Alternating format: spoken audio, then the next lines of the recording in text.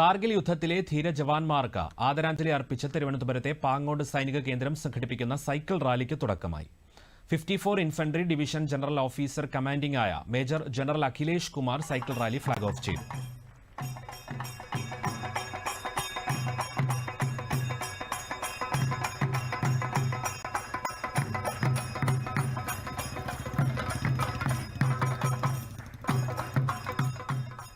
പത്ത് സൈനികർ അടങ്ങുന്ന റാലി സംഘം പരമവീര ചക്ര ജേതാവായ മേജർ രാമസ്വാമി പരമേശ്വരന്റെ പ്രതിമയിൽ ആദരാഞ്ജലി അർപ്പിച്ചുകൊണ്ടാണ് യാത്ര തുടങ്ങിയത്.